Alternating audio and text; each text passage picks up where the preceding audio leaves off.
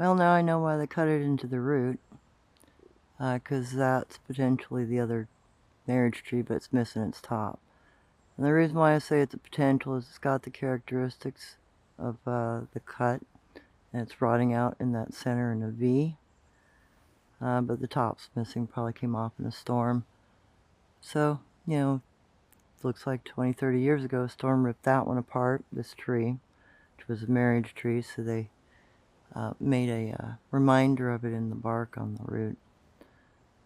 And there is, just behind me, let me go up the hill, a whole bunch more of trees that are broken off on the opposite side of this trail. So I want you all to kind of see how much foliage is in here. And then how much cover. A lot of cover. Nice little trail there. Potentially sit spots back in there. And then there's this, all those broken treetops right there. So another boundary marker. So 2 groups of Sabe have marriage contracts in this area. And the tree that's broken off is only about 30 years, maybe 40 years old.